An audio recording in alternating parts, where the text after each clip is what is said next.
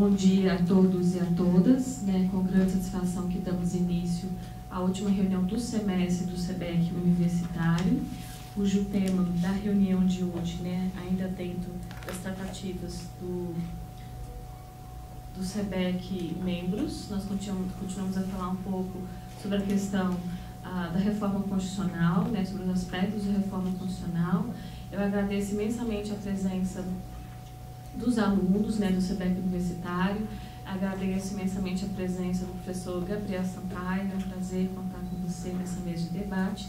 E desde pronto, sem maiores delongas, eu passo a palavra a Paula Barbosa para que teça suas considerações e exposição sobre o tema. Olá, muito boa tarde a todos que estão aqui presentes, aos professores, aos colegas debatedores e à plateia também que aqui nos assiste. Antes de qualquer coisa, eu gostaria de dizer que eu estou muito feliz de fazer parte do SEBEC Universitário, que é um centro de estudos que nos proporciona uma experiência ímpar, não só na seara dos estudos constitucionais, mas também numa vasta gama de matérias afins. Isso é algo que nenhuma sala de aula poderia nos proporcionar.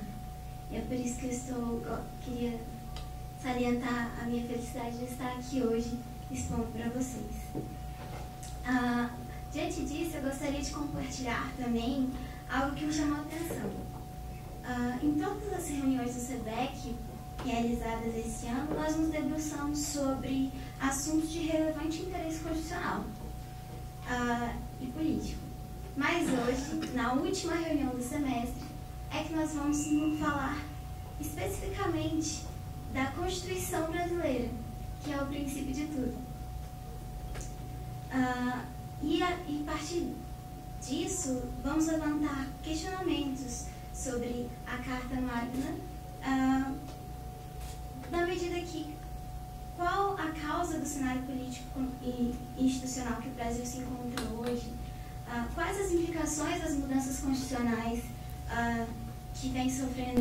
quais as mudanças que vem sofrendo o texto constitucional. E para responder esses questionamentos, antes de mais nada, eu gostaria de adentrar um pouquinho na evolução da história das constituições brasileiras e no seu modelo de reforma. Este ano, a Constituição vigente completará 30 anos, em outubro, e no decorrer desse ínfimo período de tempo, a nossa recém-nascida Constituição já passou por 106 emendas, sendo que 99 dessas emendas são do tipo ordinário e as 6 restantes são emendas constitucionais de revisão, propostas no ato das disposições constitucionais transitórias. Em contrapartida, a Constituição estadunidense, que foi promulgada em 1787, foi alterada apenas 27 vezes. Diante dessa enorme disparidade numérica que a gente questiona, o que justifica tamanha discrepância?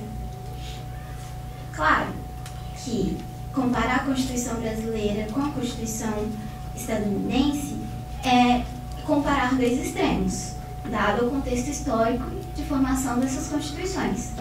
Porém, confrontar extremos pode ser um exercício muito importante para compreender os motivos e as diferenças e qual é o melhor caminho para a gente conseguir solucionar os nossos problemas constitucionais.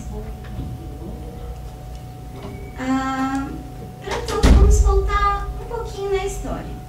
A Constituição Cidadã, que é de 88, é a 7ª na história do país, sendo que 4 das nossas constituições foram promulgadas por assembleias constituintes. 2 foram impostas, uma por Dom Pedro e outra por Getúlio Vargas.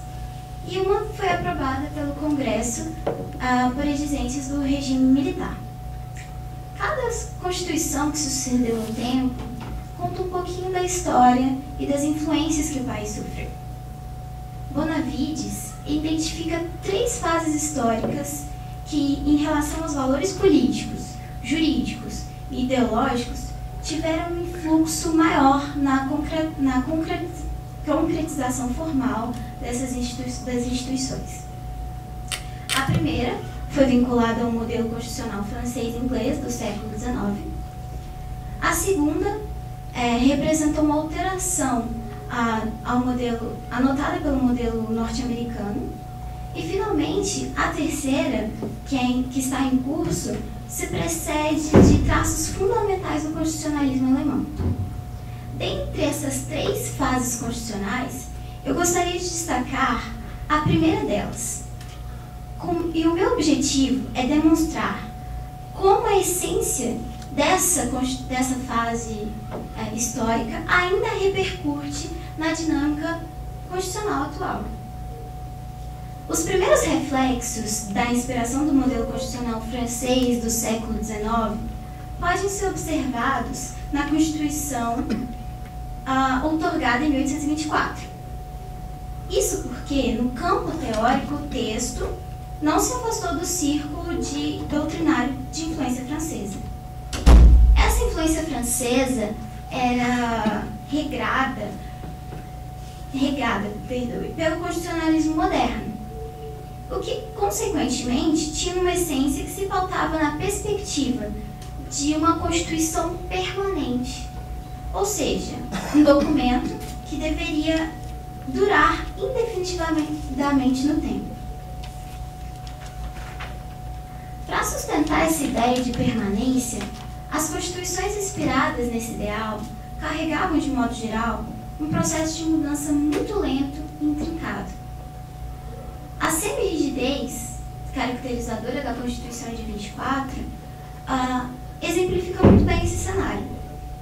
Mais do que isso, quando o texto da Constituição de 24 consigna o que é matéria constitucional e o que não é matéria constitucional, ela acabou induzindo, claro, um modelo de constitucionalismo, um conceito de constitucionalismo, que a gente pode observar expressamente nos artigos 267, que diz: é só constitucional o que diz respeito aos limites e atribuições respectivas dos poderes políticos e aos direitos políticos individuais.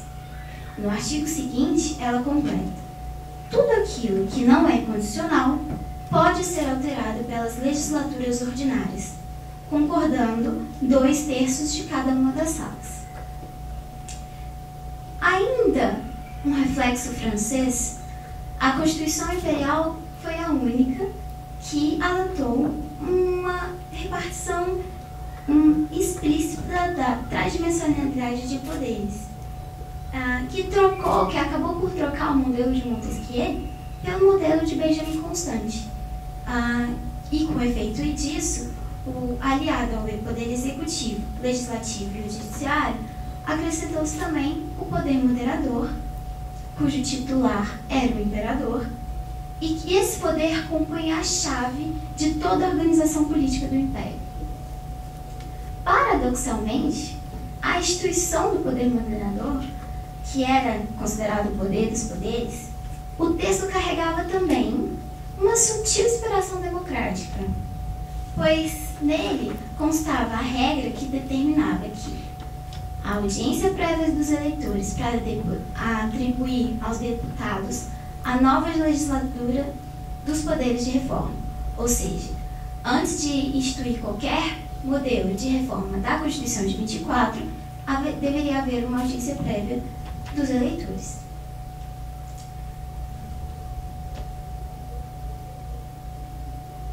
No entanto, diferente do que a gente pode imaginar de um processo de evolução, essa ideia de intangibilidade da Constituição, que foi concebida inicialmente como instrumento protetor dos princípios constitucionais insuscetíveis de substituição por emenda, revisão ou reforma, não deixou de existir.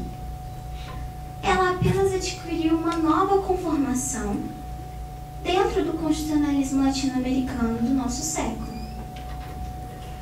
As nações latino-americanas têm na sua história prolongadas fases de instabilidade política e buscam, na intangibilidade constitucional, o antídoto ao golpe de Estado.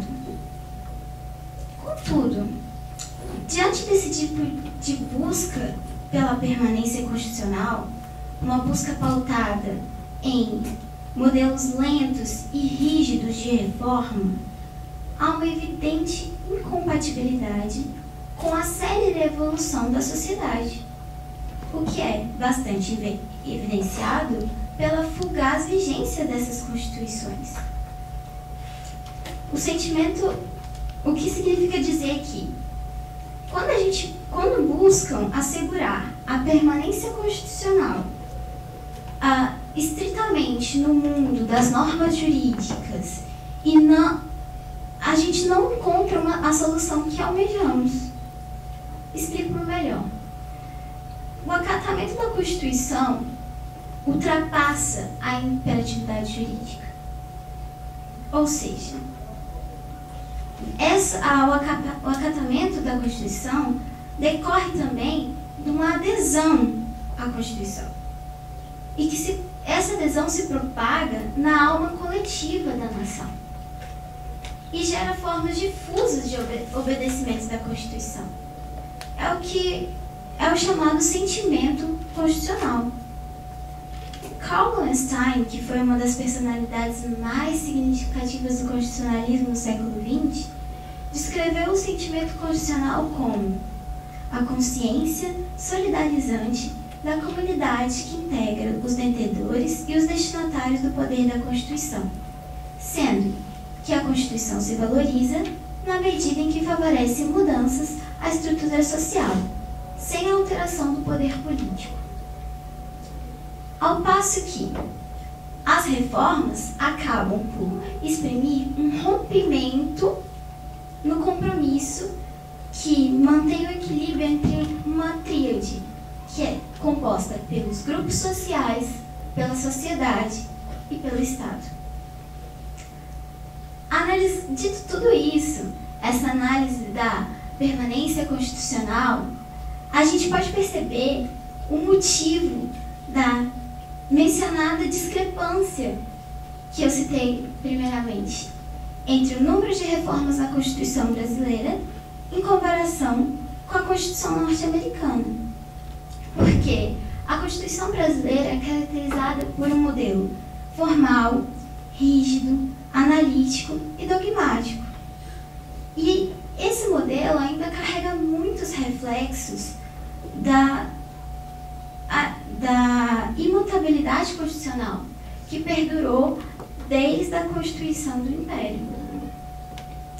Enquanto que a Constituição estadunidense se organiza de uma forma mais sintética e traz regras concebidas de um efeito prático, mas traz regras dotadas de um efeito mais prático. O que eu quero dizer com tudo isso? É que a utilização de normas complexas e dilatórias como um sistema de defesa resulta em uma evolução normativa em descompasso com a evolução social. E, consequentemente, isso gera um desenfreado efeito de retalhamento no ordenamento jurídico brasileiro. É por isso que resulta em tamanha quantidade de emendas e mudanças na Constituição brasileira. Esse retalhamento gera, mais do que isso, um processo de desestima constitucional. Por quê? Porque ela enfraquece esse vínculo que eu mencionei entre grupo social, sociedade e Estado. E isso acaba pormenorizando ainda mais o que Lowenstein verificou como um sentimento constitucional. Lowenstein ainda completa na sua discussão sobre esse sentimento constitucional que ele envolve também uma valorização sentimental da Constituição, o que é, por certo, incompatível com a indiferença popular. Ou seja, quando nos deparamos com desconhecimento, ignorância, desprezo e desrespeito sistemático à Constituição, acabamos por negar o sentimento constitucional. E isso torna a Constituição uma mera folha de papel. Essa conduta negativa acaba operando a substituição da estabilidade por uma fragilidade constitucional. Ainda dentro dessa visão de um sentimento constitucional, para trazer para abarcar ainda mais a Constituição, o acatamento da Constituição, tem um pensador renomado, jurista italiano, Pellegrino Rossi, que ao examinar o sentimento constitucional, ele faz uma relação com a consciência.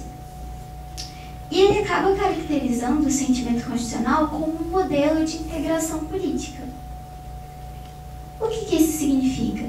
Significa que o sentimento constitucional estabelece um vínculo moral entre as instituições e os homens, sem o qual nada é sólido e regular. Se a gente pegar e comparar as visões, se somarmos as visões desses dois pensadores,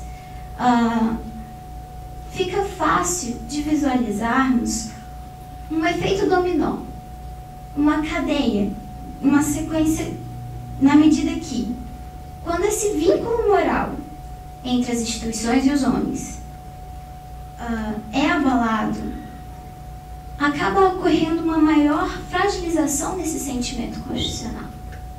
E essa fragilização, por consequência, gera uma maior indiferença popular. E essa indiferença popular, por sua vez, intensifica essa sensação de desestima constitucional. Analisando esse retrato, imaginando que esse desencadeamento lógico seja uma tela aqui na nossa frente, não fica fácil perceber um retrato da conjuntura brasileira atual? Não seria a apatia na vida política que aflige a sociedade brasileira um fenômeno causado por essa desestima constitucional? Será que a inquietante crise político-institucional que assola o país nada tem a ver com a insegurança gerada pelos constantes retalhos no ordenamento jurídico? Ou seja, seria a maior número de reformulações no texto constitucional a solução para essas crises institucionais que a gente se diz passar nesse momento? Para buscar uma solução, a gente tem que se perguntar: como que a gente pode nos desvencilharmos dessa desestima constitucional?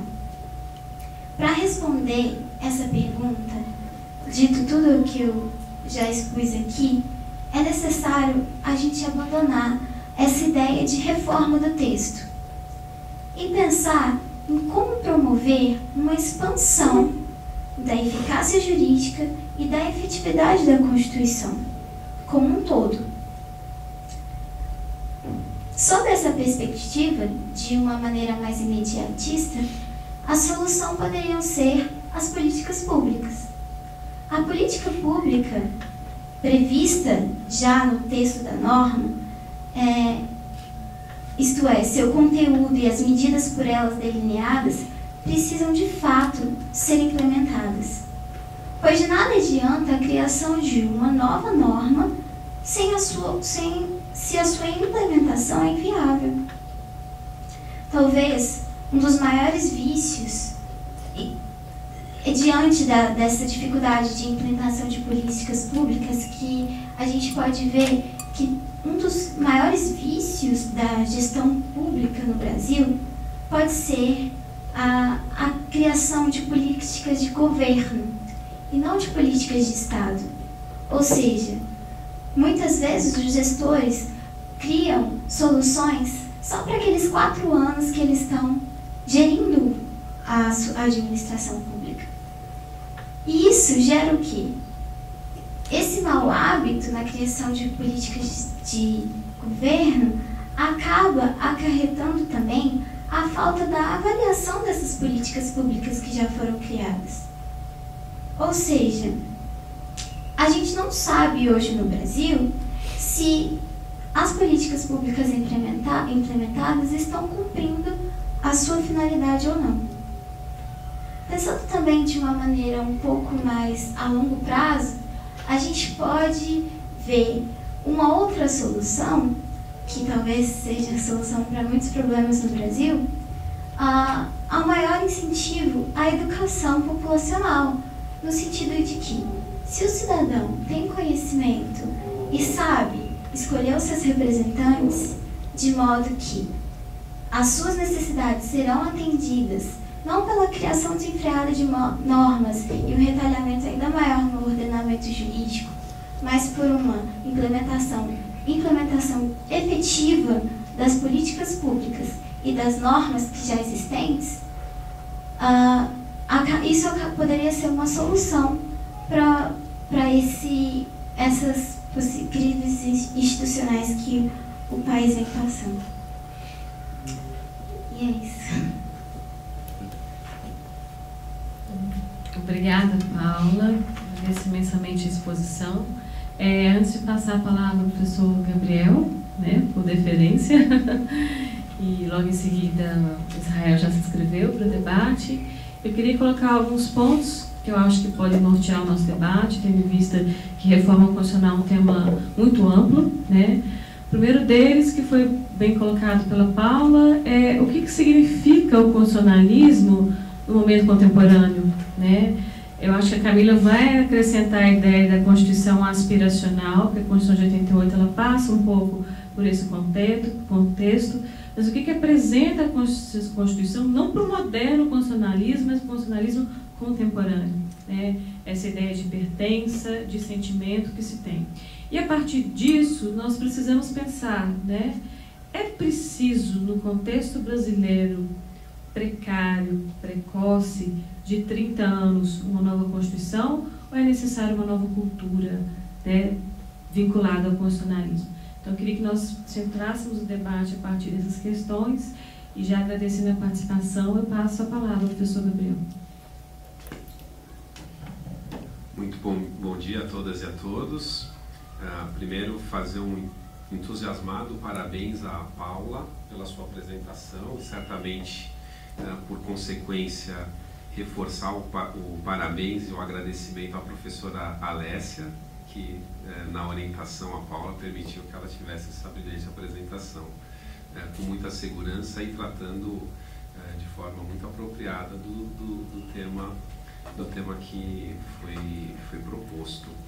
E, além de agradecer, acho que até em complemento à fala da professora Alessia, até para nos ajudar a perquirir em relação a esse elemento, né? Precisamos de uma nova Constituição, de uma cultura, ou de uma nova cultura, esse sentimento de permanência, o paralelo que a Paula faz da Constituição brasileira e a Constituição estadunidense, e até algo que o professor Paulo Bonavides trata em relação à crise constituinte, né? Estaríamos diante ou não de uma crise constituinte, algo que eu também me pergunto atualmente, diante de tantas modificações à Constituição e de tanto abalo em relação à nossa institucionalidade. Então eu reforço o parabéns e gostaria mesmo de ouvir a interação desse grupo importante de estudantes que está aqui reunido. É a primeira vez, né, que reunidos Taguatinga e Asa Norte, então eu deixo aqui mais essa sucinta contribuição e a expectativa de ouvir de vocês mais contribuições. Obrigado. Bom dia, nobres colegas. Bom dia, Paula. Bom dia, professor Gabriel, professora Alessia. Gostaria de parabenizar também a Paula, porque realmente foi uma exposição esclarecedora. Eu estou um pouco rouco, queria me desculpar, mas eu não poderia deixar de participar com um tema tão importante e tão interessante quanto esse. A Paula começou a exposição dela falando sobre a diferença entre a Constituição norte-americana e a Constituição brasileira. E as mudanças que vêm ocorrendo na nossa Constituição. Mas é importante a gente destacar a diferença entre o Pacto Federativo dos Estados Unidos e do Brasil, que influencia muito na distribuição de competência entre os entes federativos e acaba influenciando diretamente na composição da nossa Constituição, porque estabelece um papel mais centralizado à União e delega um papel secundário aos estados e municípios.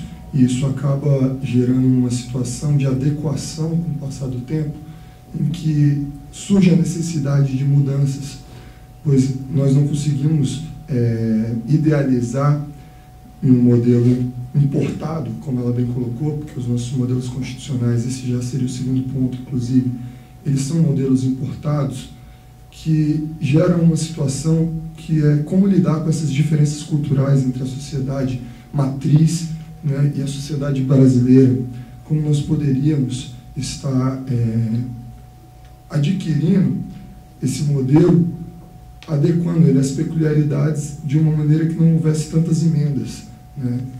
Eu acho que esse foi um grande desafio da nossa Constituinte.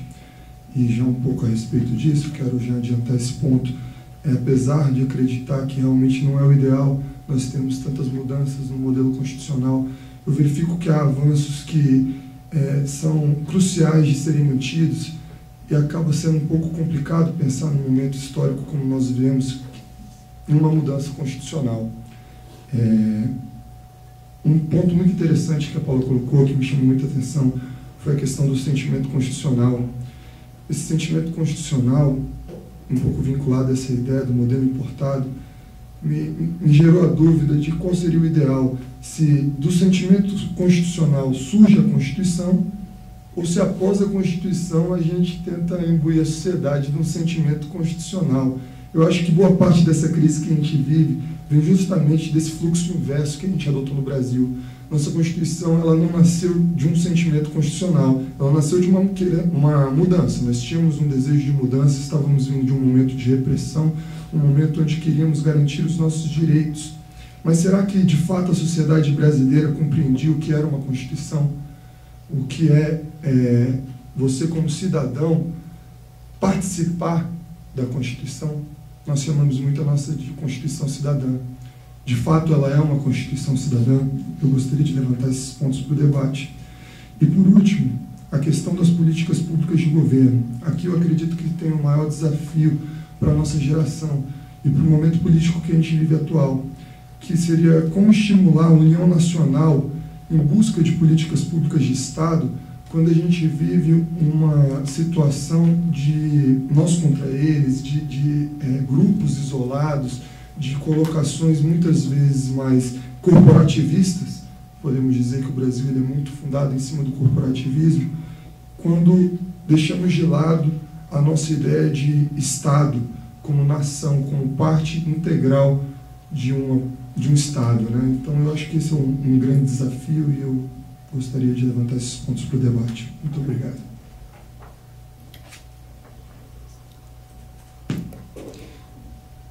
Bom dia a todos. É minha primeira vez aqui participando do SEBEC, então assim, eu agradeço à professora Alessia, ou os responsáveis por terem me colocado na mesa, realmente é um privilégio.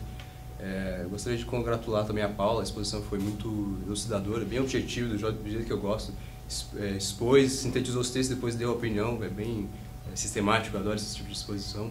E eu confesso que já fico com reflexão, daí você vê que a exposição é bem feita quando você já sai da exposição com reflexões, assim, dúvidas. E eu gostaria, professora, de focar o que eu chamo, não sei se tem um termo correto para isso, mas que seria a apatia constitucional, ou seja, seria a ausência, eu até escrevi aqui, seria como se fosse uma ausência de uma indiferença em relação à Constituição. E eu acho isso, enfim, acaba sendo uma opinião pessoal, mas eu acho que isso é muito presente no Brasil. Enfim, qualquer fase histórica que foi elencada nas Constituições, você vê isso, claro, pelo menos na minha opinião. Em relação a essa apatia, eu queria fazer 2 questionamentos que eu tive a oportunidade de ter uma conversa com o professor Gabriel. Em relação, por exemplo, essa apatia que nós temos em relação à Constituição e em virtude da baixa aplicabilidade que nós temos da Constituição, ou seja, os institutos que são previstos nelas não são aplicados, ou se quando são aplicados são enfim, não são aplicados do jeito correto, e nós acabamos tendo a piora, digamos assim, dessa apatia constitucional. Em relação a isso, eu gostaria de fazer 2 questionamentos, especificamente em relação à Constituição de 88, porque eu confesso que eu não sei a resposta, então por isso que eis o questionamento. Que seria em relação ao seguinte: a Constituição de 88 é uma Constituição analítica, com diversas idiosincrasias, mas o fato tem certas matérias que não são materialmente constitucionais, digamos assim. Elas são formalmente, porque estão na Constituição, mas não são materialmente constitucionais. E eu fiquei me questionando o seguinte: se toda Constituição precisa de uma certa emenda a qualquer tempo, então, por exemplo, você tem a Constituição Americana, que tem 27 emendas comparado com a nossa. Tem uma discrepância de quantidade de emendas. Mas, assim, mais ou menos todas as Constituições vão precisar de uma emenda em algum lugar, ou seja, mudança da sociedade, mudança da cultura, economia, enfim. Eu fico me questionando, uma Constituição analítica é capaz que seja fadada a mais modificações que uma sintética. Pela simples lógica que tem mais dispositivos do que uma sintética. Então eu fico me questionando, se a gente traçar essa ligação, será que uma Constituição analítica, por ter mais emendas, pioraria a situação? Ou seja, pioraria a apatia constitucional? Se você tiver constantes emendas propostas pelo Congresso, enfim, em virtude da natureza analítica da Constituição? Esse seria o meu primeiro questionamento. O segundo seria em relação ao novo movimento, que até o jurista francês, o Georges Bourdieu, ele fala que tem um novo movimento. Ao invés de definir a estrutura jurídica da sociedade, você cria como se fosse um depósito de promessas. E, infelizmente, às vezes você acaba entrando como se fosse uma Constituição utópica, digamos assim. Eu fico me questionando de novo. Esse novo movimento constitucional, ou seja, você criar certos dispositivos que, não sei se, enfim, para não criticar, mas você criar certos dispositivos que começam a ter uma visão talvez não tão real da sociedade, isso também não pioraria a apatia constitucional? Ou seja, as pessoas ficariam discutindo entre si uma coisa que talvez não seja realista, ou seja, as pessoas teriam como se fosse uma indiferença mesmo, porque todos sabem que esses dispositivos talvez não tenham uma aplicabilidade nenhuma ou a baixa aplicabilidade. Daí, por enquanto, são esses 2 questionamentos que eu gostaria de trazer, em relação à Constituição analítica e esse novo movimento constitucional, contribuindo para essa apatia constitucional. Obrigado. Antes eu passo a palavra para o Sanches, que já se inscreveu, né? Eu só vou sintetizar um pouco, porque eu acho que tanto Israel como Matheus tocou em 2 pontos que são fundamentais, né? Israel, o importante não é um país se tornar democrático somente, mas permanecer democrático. Então, como a Constituição ela pode ser um instrumento de permanência das instituições e das questões de ordem democrática. O Matheus tocou num ponto que eu acho muito precioso. Se pararmos para pensar, a Constituição norte-americana ela tem uma simbologia muito forte por trás. Primeiro porque ela precisou ser ratificada nos estados que era uma confederação e se tornou uma federação. Então, por isso que o Israel trouxe a questão do federalismo. Então, ela precisou ser aceita, incorporada, né, através das convenções. A Convenção de Filadélfia é uma das mais famosas, né? E a nossa Constituição, o nosso histórico constitucional, talvez não tenha um pouco trazido essa ideia de um valor da Constituição enquanto um sentimento de unidade, né? A questão aspiracional, de esperança depositada na Constituição. Então, eu queria que pensássemos um pouco isso também. A Constituição, para além de uma carta, mas um valor, a simbologia que ela tem enquanto a unidade do povo, enquanto permanência de princípios democráticos, né? Eu acho que isso seria bem interessante. Inicialmente, também peço desculpas em relação à voz, Israel. Me amanheci um pouco rouco e não vou revelar que estávamos cantando ontem, ok? Quero parabenizar você, Paula, e fico muito feliz de ver o seu desempenho como uma conterrânea minha, honrando o nosso estado de Goiás, honrando nosso Valparaíso. Paula também é natural de Valparaíso. E é um prazer ter você aqui conosco. Cumprimento a todos, bom dia. Quero trazer aqui algo que talvez vá ao encontro do que Matheus e Israel trouxeram e um exemplo recente e prático que ilustra isso que vocês levantaram aqui. Eu sempre me questiono, e isso já foi objeto de muitas conversas com alguns de nossos colegas, sobre como a sociedade brasileira observa a Constituição.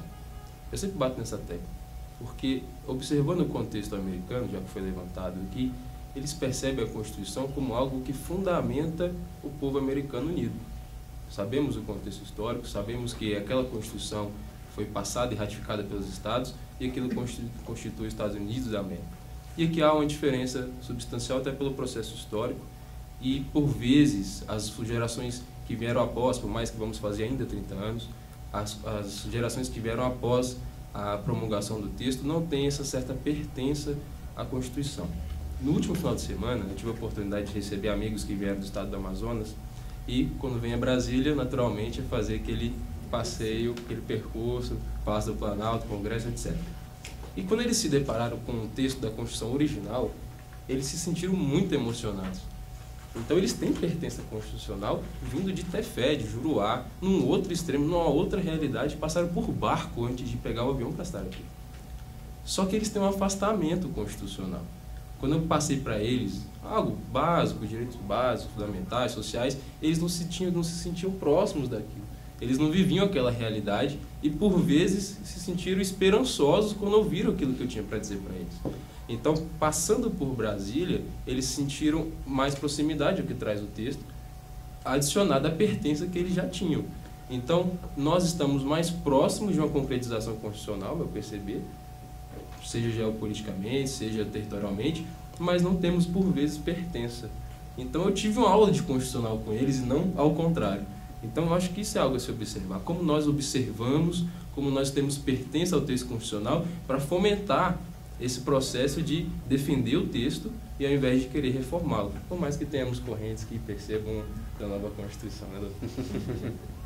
E quero adicionar isso de como suportar, ou melhor, como superar a apatia social perante a Constituição.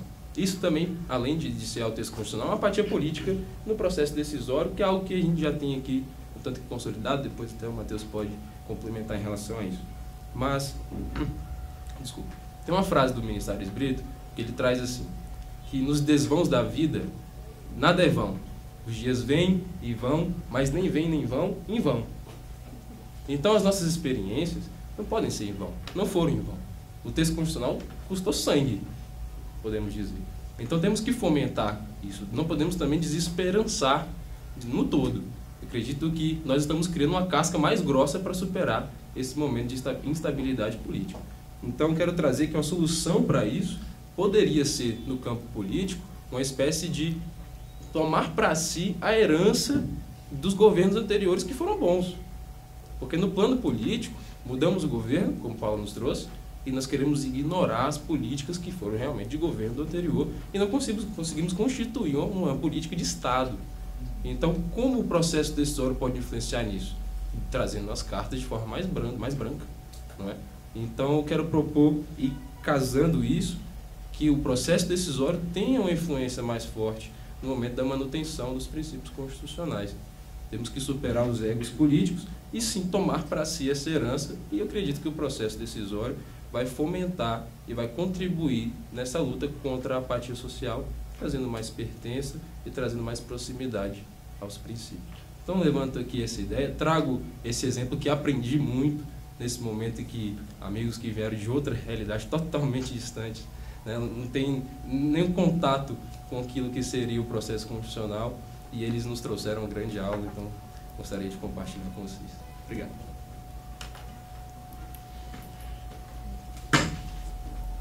Boa tarde a todas e a todos.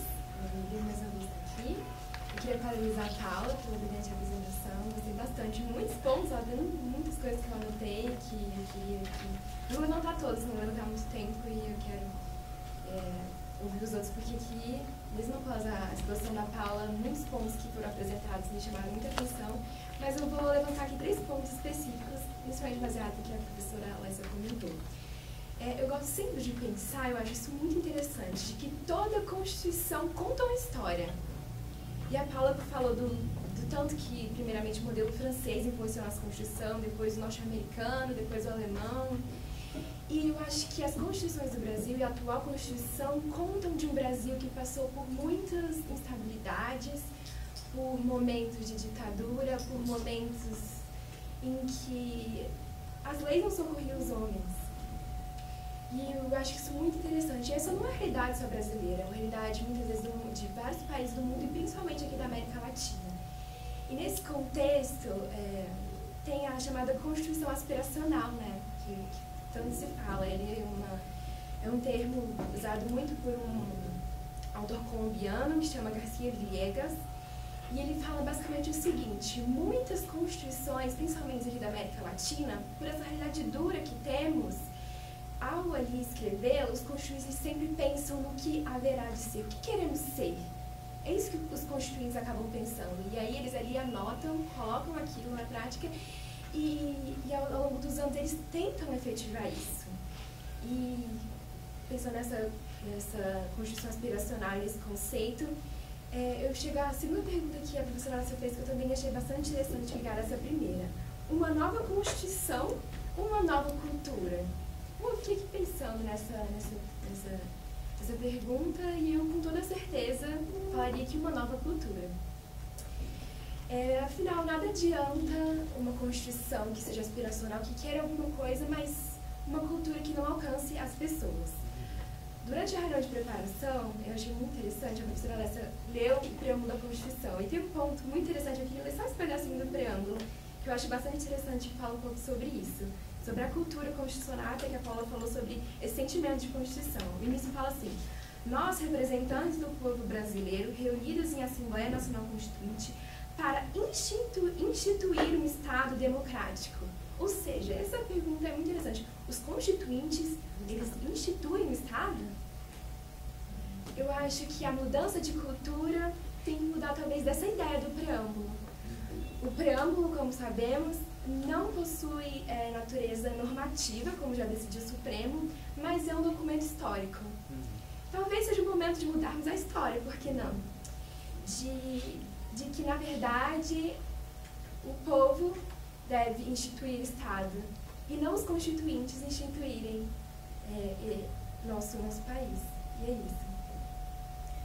Eu vou passar a palavra ao Moema, mas eu não poderia deixar de fazer um apontamento, né, brilhantemente colocado pela Camila. Eu sempre toco nesse ponto, que não é meu, né, mas é do Jean Crouet.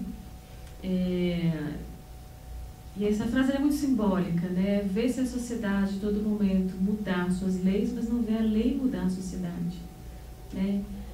A Constituição é só uma lei, ela representa todo um contexto histórico de formação, né?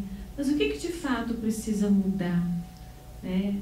É só as leis, é a interpretação dada a ela, são os fatores sociais, enfim, esse é um ponto fundamental, né? Sempre bom ouvir Camila, como ouvir todos vocês, né? O Sanches também, todo mundo.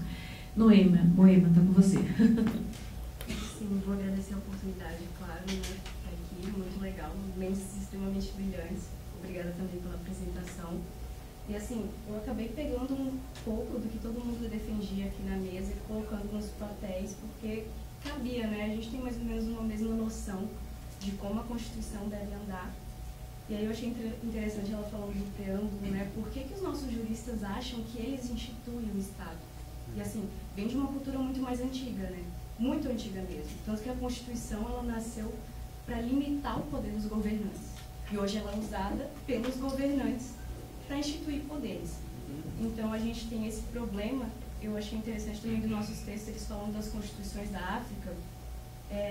Eles falavam de produtos de constituição sem raízes na psicologia coletiva. Então, você tem dois grupos. Você tem a sociedade que não se entende encaixado na Constituição e você tem as pessoas que acham que eles são guardiões da lei e instituidores do Estado de Direito. Acaba por ser característica do positivismo, né? A gente tem um problema de positivismo assim, bem forte na nossa cultura jurídica, por ser extremamente conservadora. E eu entendo isso como um embate à nossa Constituição, que é instituidora de direitos sociais, abraça todo mundo na sociedade, pelo texto, né? A gente tem um problema de instituir isso, a gente tem problemas também na crítica do direito. Hoje várias correntes da teoria crítica do direito que também se opõem a essa ideia de quem vai instituir o Estado democrático são as leis ou são os juristas. Então eles foram extremamente mal vistos quando eles queriam que a sociedade fosse fosse bem visto no judiciário, então que os direitos sociais fossem realmente entregues à sociedade. Isso foi um problema com o direito alternativo, querem acabar com a ordem legal.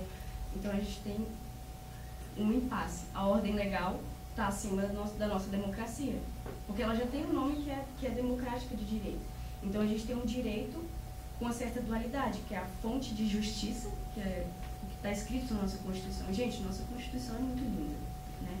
E a fonte de legitimação. A gente tem milhares de emendas, milhares de leis a todo momento, eu vejo não só na Constituição, como no todo. E são, que nem ele falou, são coisas que desaparecem depois de um governo. São coisas feitas para legitimar ações de governos. Aí, a gente fazer uma nova Constituição, um novo pensamento, eu acho que a nossa Constituição ela consegue receber todos esses pensamentos nossos. Mas a gente tem um problema de quem é que vai colocar a nossa Constituição para funcionar. Porque até agora a gente está próximo de um judiciário extremamente positivista, que nem eu falei. Um judiciário que não aceita que o que as pessoas entendem como direito, porque eles instituíram o Estado Democrático. E aí eu acho que o pensamento progressista é extremamente importante nesses momentos da teoria. O progressismo mesmo, que eu falei do Norberto Bobbio, ele tem o progressismo, ele definiu em duas correntes. O progressismo, um que eu achei meio não mais metodológico, mas não sei, não tão científico, e o iluminístico, que não tem a ver com o iluminismo. É uma análise crítica em relação à transformação histórica do direito. E é para isso que as correntes da teoria crítica que apontam para a análise sociológica de como as coisas vão acontecer ou devem acontecer, não só no Brasil, como ela falou, a gente tem vários problemas na América Latina, e aí são gritantes os problemas sociais, os problemas penitenciários, e são em todo o redor do mundo a gente está aparecendo com vários desses problemas. Então, eu acho que a gente pode sim ver o direito por um viés crítico, a gente pode operar analiticamente o pensamento da norma ou da evolução do que o legislador quer, e a gente não tem que aceitar essa coisa de quem vai instituir a democracia não é a classe jurídica, e sim o povo, e ele precisa saber disso. Então a gente precisa de uma abertura também, uma abertura mais pluralista, para vários grupos também poderem falar, esse direito da Constituição eu me aproprio, ou a minha cultura que eu me apropriei tem que estar na Constituição, porque a gente está em um país multicultural.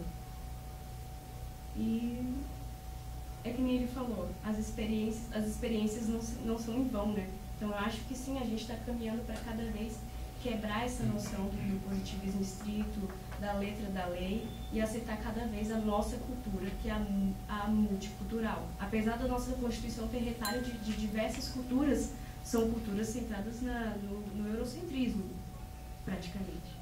E a gente precisa agora dos retalhos da nossa cultura. É isso. Tiago?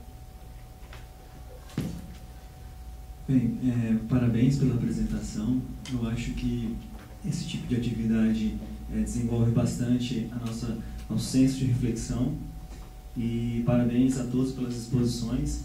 Eu acho que, pelo menos na minha cabeça, eu tenho pensado aqui, refletindo bastante a opinião de cada um. Eu entendo que a nossa Constituição ela é muito analítica, mas ela é muito positiva e ela é excelente. Eu concordo com a professora Alessia e com a Camila a respeito da cultura. Eu acho que é a nossa cultura que precisa ser alterada, que precisa se adequar à Constituição, e não a Constituição se adequar à nossa cultura. Por exemplo, no semestre passado eu estudei a Constituição do Chile. O Chile teve uma Constituição de 1980 ditatorial. E em 2005 tiveram várias reformas constitucionais. E mesmo com a Constituição lá do Pinochet, ditadura, as reformas elas alteraram tanto a sociedade que o Chile se tornou uma das democracias mais exemplares da América Latina. Então, assim, o problema não está na origem, não está como diz o Paulo Bonavides no capítulo, o problema não está na crise constituinte, está na crise constitucional, ou seja, na eficácia da Constituição.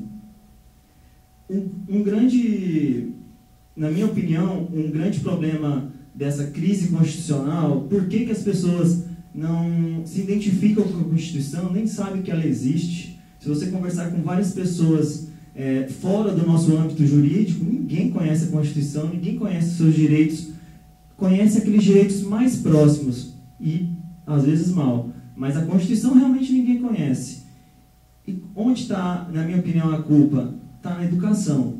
Desde quando a gente entrou na escola, a gente foi educado para estudar bem, tirar boas notas, ter um emprego bom, ter um cargo bom, constituir família, pouco se importando com a educação com a educação cívica, com a virtude cívica, pouco se importando com a participação nas atividades políticas ou constitucionais.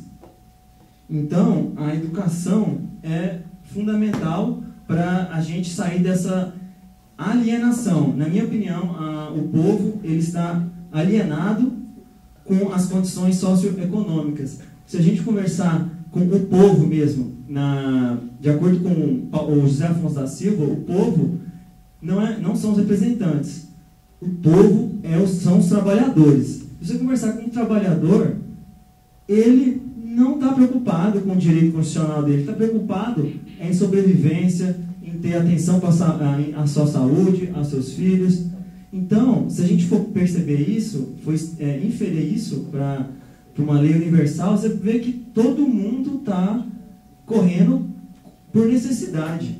Então, a Constituição, é claro que ela vai ficar de lado. Então, eu acho que nós juristas temos o dever de não só discutir a implementação, se a alteração da Constituição ela é boa ou ruim, se a Constituição tem muita alteração ou pouca.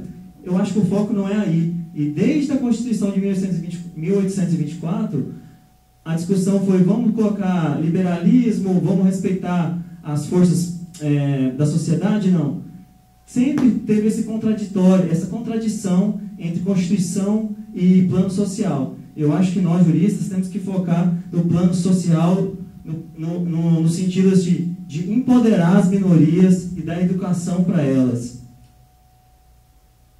E um último ponto é com relação às políticas públicas, como uma solução. E eu diria que a política pública voltada para a educação, mas não a educação matemática, física, química, isso é importante, mas a educação constitucional. Colocar um menino de quinta série, de 12 anos, 14 anos, vai lá na Câmara Legislativa do DF ver o que eles fazem. Professor, discute com um aluno o que é uma lei, o que é uma medida provisória, não no sentido técnico, mas onde está o poder, discute isso, leva a reflexão para esses alunos. Eu acho que a mudança de cultura vem daí. Obrigado. Muito bom dia a todas e a todos. Eu gostaria de parabenizar a Paula pela exposição e gostaria de, antes de começar a tratar do tema, parabenizar e agradecer aqueles que conseguiram estar presentes aqui hoje. Eu acho que esse grupo de pesquisa e esse momento, ele deve ser valorizado por nós e nos traz um crescimento muito agregador intelectualmente falando, né? Principalmente é muito importante para nós que estamos buscando desenvolvimento pessoal, profissional, tanto no direito como em outras áreas. E vindo para o tema, foi muito bem debatido aqui, vários pontos. Eu fiz uma série de levantamentos e eu gostaria de falar apenas a respeito da necessidade de reforma da nossa Constituição, ou de ser estabelecida uma nova Constituição. O que de fato faria com que fosse necessário que nós devêssemos instituir uma nova Constituição? Seria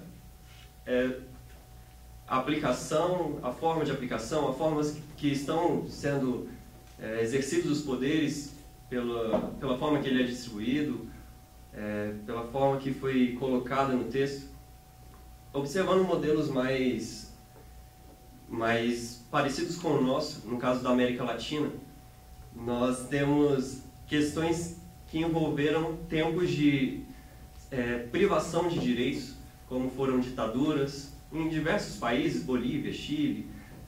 Nós temos essa questão da ditadura que você não tem, não são períodos democráticos, você não tem a manifestação, a liberdade de se expressar. E eu acho que esse seria um bom motivo para a gente estar alterando a Constituição. Mas hoje nós não vivemos um momento em que o nosso texto, ou que a nossa forma de Estado, de governo, nós não vivemos um momento em que esses direitos não são privados. Muito pelo contrário, a nossa Constituição nos garante uma série de pontos, de fundamentos, de garantias, de princípios que nos dão total liberdade de convivência em sociedade. O que eu vejo hoje, que nós temos um grave problema, é a forma como está sendo exercida os direitos que estão constituídos na nossa Constituição. E aí foi citado aqui a questão cultural pela professora Alessia. A Paula também colocou a educação. Será que nós não devemos melhorar a educação desde a base para que a gente possa dar às pessoas um entendimento maior sobre o Estado em si, sobre a forma que deve ser exercida a sua cidadania, porque as pessoas, ao meu ver, não que elas não tenham capacidade técnica de decidir, elas não têm nem conhecimento, às vezes, de que elas podem interferir no processo de reforma ou de decisões. E eu queria terminar fazendo uma pergunta, na verdade. Se essa apatia que nós estamos vivendo, como foi aqui diversamente colocado, é uma apatia institucional, é uma apatia política, ou seria a apatia constitucional?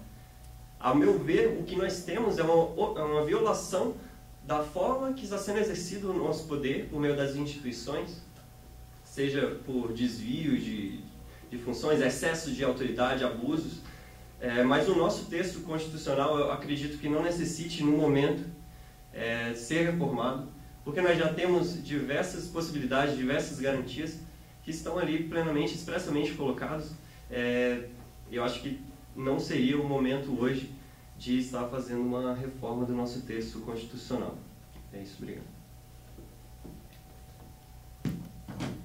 Foi até oportuno o Augusto ter falado isso, porque eu concordo com ele, que eu acho que uma reforma constitucional, acho que não adiantaria, ou se modificaria alguma coisa seria muito sucinto, acho que não teria uma grande modificação. E é por isso que eu acho que eu vou ser o único a defender uma nova Constituição e, por consequência, um novo paradigma. Eu gostaria de citar, eles não são juristas, professores, mas eu acho pertinente. O ex-embaixador é o Rubens Recupero e o cientista político chamado Christian Norbauer.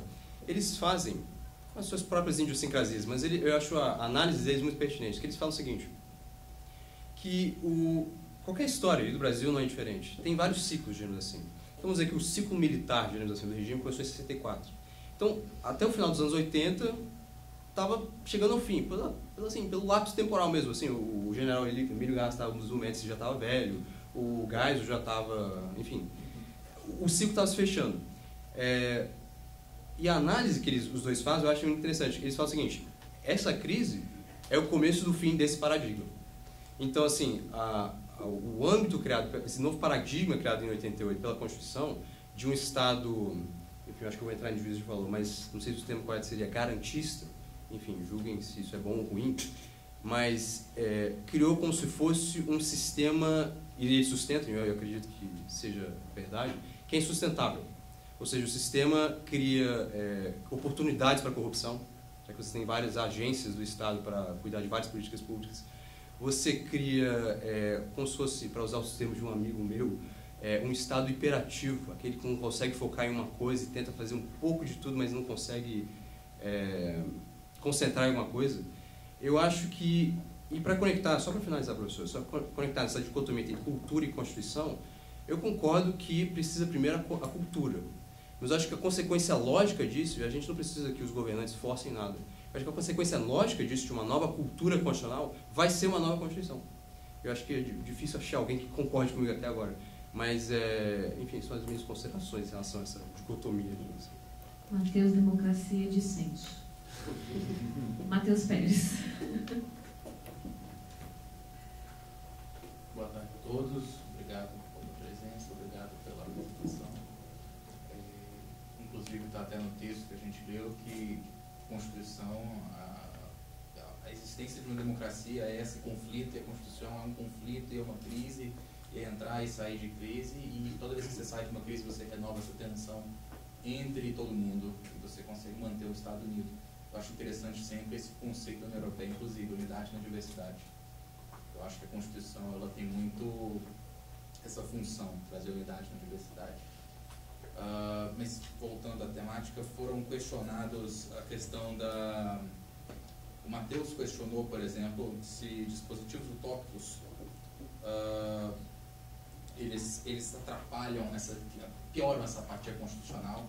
Foi questionado, por exemplo, em outro momento também, como modificar a Constituição sem emendas. O Israel comentou essa situação, como a gente pode modificar. E, nesse caso, eu trago a linha de Lowenstein, que era justamente aquela, que quando você traz excesso de reforma, quando você traz dispositivos utópicos, você piora essa apatia constitucional, que eu posso dizer que o dispositivo antagonista vinculado ao sentimento constitucional é a ausência dela. E eu acho interessante essa ideia de que a gente pode trabalhar com a mutação constitucional, que é a gente mudar o entendimento que a gente tem da norma sem mudar a escrita da norma propriamente. Foi o caso da união afetiva, foi o caso da vedação ao nepotismo. A gente teve um entendimento totalmente novo, é um entendimento que pode ser renovado de acordo com a dinâmica da sociedade, mas ao mesmo tempo a gente não tem uma Constituição. Mas a Constituição mudou porque o espírito da luta? Pode ser. Mas a gente ainda tem um processo, a gente permite um processo de modificação mais paliativo, mais paulativo, mais progressivo, aos poucos, e ao mesmo tempo a gente consegue tentar adequar a sociedade ao sentimento constitucional e ao que a Constituição traz, porque de certa forma, se a gente cria uma Constituição aspiracional, se em momento algum a gente tentar chegar lá, ela é letra morta. Então, de fato, a Constituição aspiracional, ela tem esse viés de que temos que tentar chegar lá. E não adianta a gente tentar trazer também políticas públicas em vão que duram 4 anos. A gente tem que repensar em política de Estado, concordo plenamente. E a gente tem que pensar, de certa forma, também, uma coisa que eu acho muito interessante, essa coisa do seu conceito que você trouxe agora, do imperatividade estatal. Na verdade, não fui eu que criei o termo, né? Mas é interessante. Eu acho que, de fato, o Estado ele tem que focar. A gente tenta hoje fazer tudo perfeito, todas as áreas, num grau de excelência, prover tudo com o nosso orçamento atual. Claro. Não tem como. Seria bacana, seria ótimo. Mas a gente tem que pensar em como chegar lá. Isso que eu acho importante. Não é falar, não vamos fazer isso acontecer. Mas pensar num plano factível. Pensar em algo progressivo e tentar trabalhar para isso. E acho que para isso a saída é realmente políticas de Estado, e a educação, com certeza, eu acho que ela seria a mãe de todas. Com isso eu encerro. A gente tem a grande satisfação também de ter um cientista político na mesa, que está ali se matando por falar. Então, Israel, com você a palavra, e a partir depois da sua fala, infelizmente, eu tenho que encerrar em virtude do adiantado da hora. Esse tema sempre é fervoroso, né? A gente, se pudesse, passaria o dia inteiro debatendo sobre ele.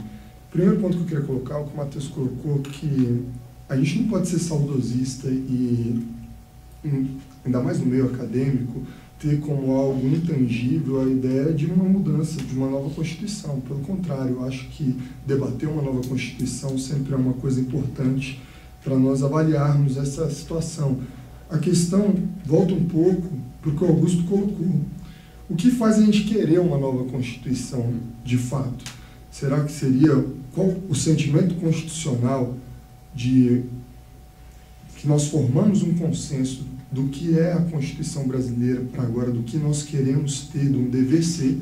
Aí eu toco um ponto que o Matheus colocou. Realmente a gente tem que ser pragmático, temos que colocar sempre o que é possível, o que é factível, mas nós não podemos esquecer que o direito é composto do dever ser, daquilo que nós almejamos, que queremos, que desejamos alcançar, que aspiramos.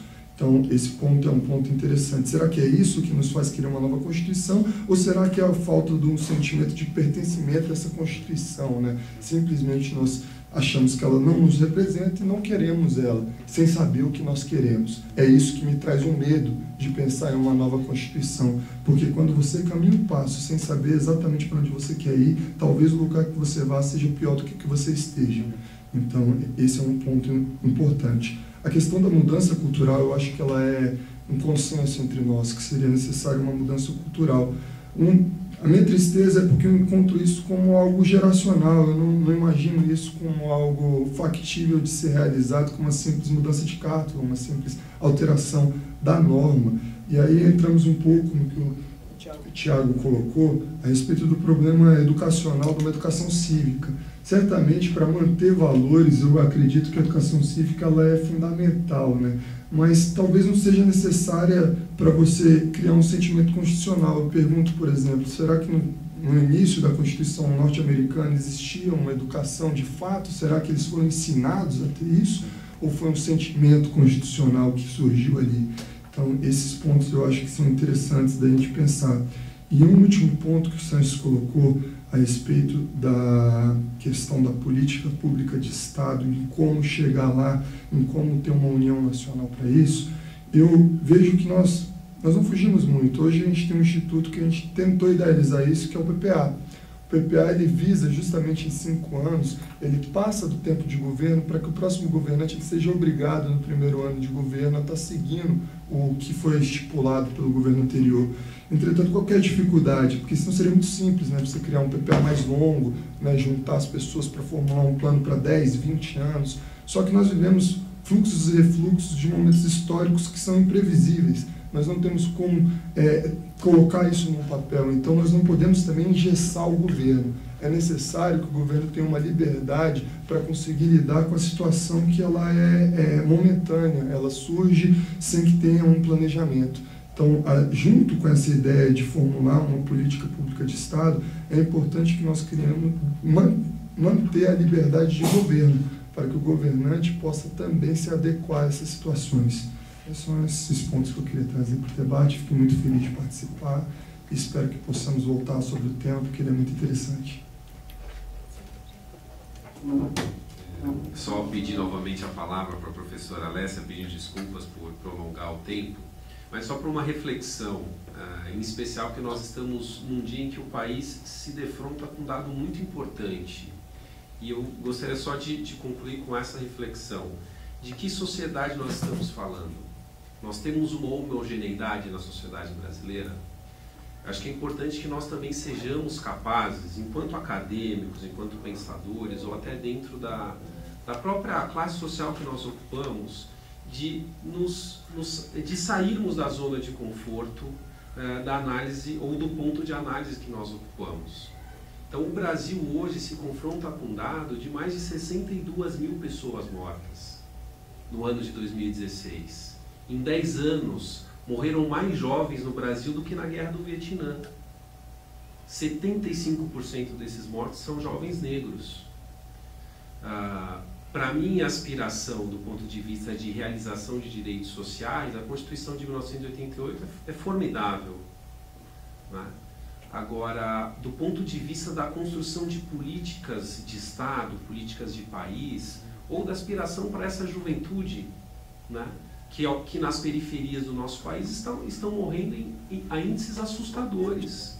O país está perdendo a oportunidade de trazer oportunidades para um conjunto de jovens que poderiam estar nessa sala discutindo a adequação da nossa Constituição a essa realidade.